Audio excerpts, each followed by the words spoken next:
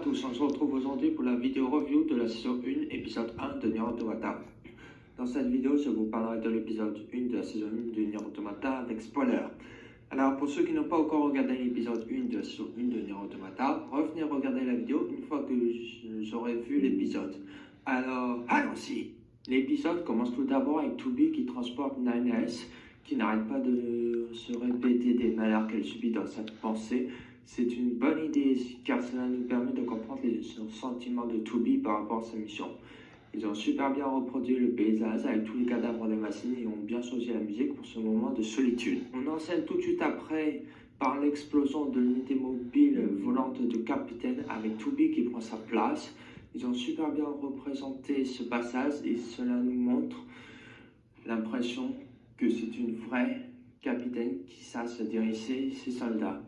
Pour tout de suite enchaîner avec l'unité mobile volante qui passe au premier plan et ils ont synchronisé en même temps la musique du jeu vidéo où ils commencent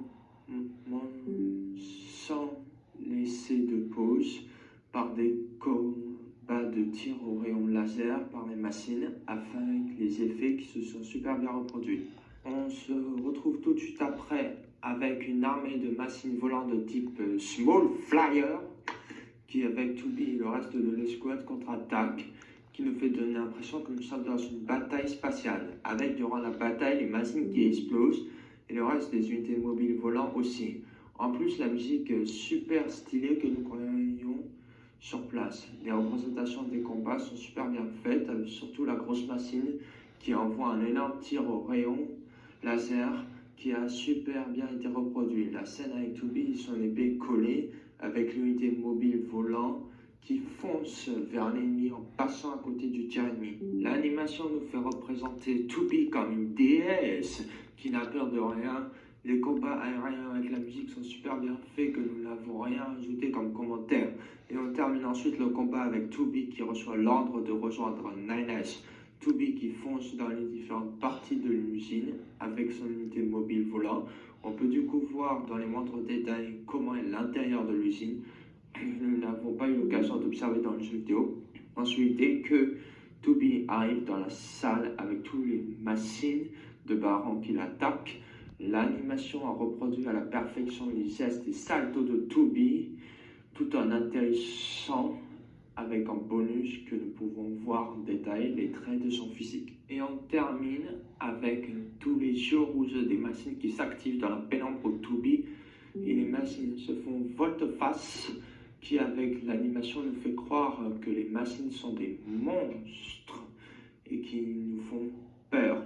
On enchaîne après avec le générique qui montre des photos de paysages de Tokyo avec des illustrations de personnages de Nier Automata sur les façades du bâtiment.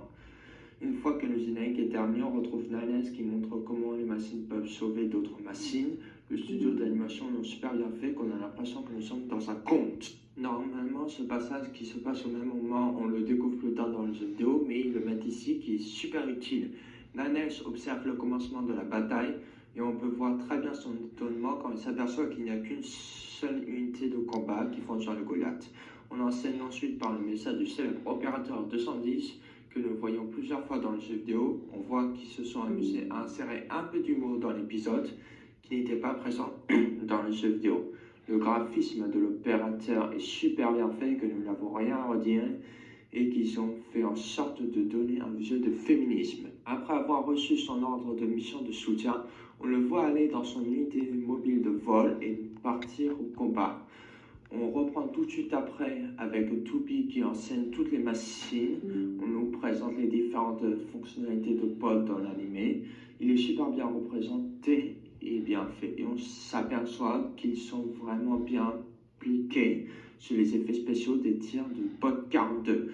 On peut voir que le combat continue. Ensuite, le bras de Goliath entre et frappe le mur. Quand son bras frappe, on voit que son physique a bien été représenté dans les moindres détails, avec Tubi qui se demande si c'est bel et bien le Goliath à éliminer. Ils ont repris la musique du combat du Goliath dans le jeu vidéo pour ce moment-là. Un combat du coup le bras du Goliath, on remarque à chaque fois que le bras donne des coups, il y a des étincelles qui surgissent. Nines est bien représenté quand elle la sauve et qu'il prend le contrôle du bras du Goliath. Et Nines qui commence direct à taquiner Tubi Il laisse sur le sol le bras du Goliath.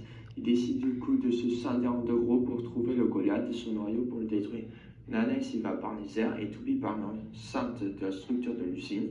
Pendant que Tooby explore, Nanès lui raconte l'histoire du lieu et comment se comportent les machines. Tooby lui demande à ce qu'on ne l'appelle plus Madame, mais par son nom. Nanès décide du coup de la tutoyer. Nanès lui annonce qu'il a trouvé son noyau et qu'il la guide. Tooby fonce du coup vers le noyau ennemi. On passe dans un entrepôt de stockage où les détails sont super bien montrés, comment ils travaillent. Tooby se demande de ce qu'ils font. Nanès lui répond qu'il travaille tout en se servant des informations dans l'ancien monde que nous pouvons voir dans Near Replicant. Il lui annonce en étant étonné qu'il a trouvé son noyau mais pas le Goliath.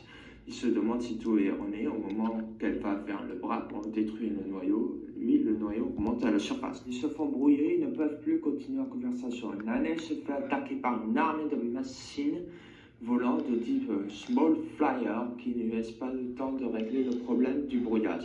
Le noyau se met dans la tête du Goliath, s'active. Nous n'avons pas cette scène dans le jeu vidéo. C'est super utile cette information car cela nous permet de comprendre comment le Goliath s'est mis en marche. On voit ensuite Tooby en train de courir à l'extérieur et qui se fait attaquer par le Goliath. Elle demande des renforts à la base. Ses potes 42 lui annoncent que c'est impossible puisqu'ils sont brouillés avec la base. Étonné que le Goliath marche bizarrement, il lui explique qu'il est inachevé. Nous pourrons voir dans les moindres détails en quoi il n'a pas été fini, qu'il n'était pas présent dans le jeu vidéo. Le combat de Tooby se poursuit contre le Goliath et il représente bien les écrans de fumée à chaque coup qu'il fait que nous ne pouvons pas percevoir durant le combat du jeu vidéo. Et Nanès qui sauve de justesse Tooby par les airs en lui sauvant de justesse tout en faisant une petite remarque. Il montre les serraflures entre les bras du Goliath quand il esquive le coup. Nanès envoie ensuite une salve de missiles et nous pouvons voir tous les dégâts que subit le Goliath. Il se met à pirater le Goliath contre-attaque le piratage et une fois sorti du piratage, Nanès se prend un coup de bras du Goliath qui n'a même pas le temps d'esquiver le coup, qu'il vole dans les airs, il est éjecté de son véhicule et s'écrase le Goliath.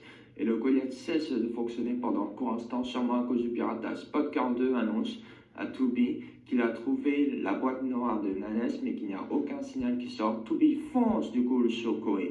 On voit du coup le redémarrage du Goliath qui n'était pas présent dans le jeu vidéo. Cela nous permet de comprendre comment il fonctionne. Tooby décide de le sauver malgré que Pod 42 lui dit que les sangs sont minces. Nanès la convainc de retourner combattre le Goliath et elle y va en lui disant qu'ils sont des soldats et quels sont leurs rôles. On retrouve la musique du jeu vidéo de ce moment-là qui s'active. Nanès ordonne du coup à Podcast 153, une fois que Tooby est parti, de transmettre seulement les données de mémoire de Tooby à la base grâce sans doute à l'utilisation de son unité mobile de vol. Le Goliath se réveille et est énervé en utilisant faisceau laser. Tooby remarque le faisceau laser et qu'il peut parler en plus. Ils attaquent le Goliath avec le bras qui a été laissé sur le sol de l'usine par Nanès qu'ils ont récupéré. Tooby fonce sur le Goliath et le détruit avec son sabre. On voit très distinctement tous les explosions quand il se détruit. Elle est ensuite prostée aux côtés de Nanès. Ils discutent un peu et voient que des renforts ennemis approchent. Ils activent du coup leur boîte noire qui contient une explosion de périmètre. Tous les détails de la scène sont super bien montrés. Les boîtes noires explosent. Tooby se réveille au plein cœur de la base orbitale. Elle se met du coup à courir pour aller voir si Nanès a pu s'en sortir. Ils se rencontrent. Tooby lui est reconnaissant d'avoir transmis ses données à la base du quartier général. Nanès s'excuse en disant qu'il n'a aucun souvenir et qu'il a sans doute eu le temps d'envoyer que ceux de Tooby, qu'il a seulement avant leur rencontre. Ils font ensuite le serment de la gloire de l'humanité et quand il s'en va, Tooby regrette de ne pas avoir pu l'aider pour se souvenir et l'épisode se termine en disant que l'anime va nous montrer les 5 fins du jeu vidéo de Nier Automata. La semaine prochaine, je vous ferai une review de l'épisode 2 de la saison 1 de l'anime de Nier Automata. Ils ont très bien repris les scènes du jeu vidéo en ajoutant des scènes bonus. Je vous présente maintenant mon serveur Discord. La chaîne YouTube possède un compte Discord où on peut discuter, parler des théories entre nous, entre fans, discuter de l'œuvre, tout ça. Le lien d'habitation du serveur Discord se trouve en description de la vidéo. Merci à tous d'avoir regardé cette vidéo. N'oubliez pas de mettre un pouce bleu, de vous abonner si ce n'est pas déjà fait, d'activer la petite cloche et au revoir.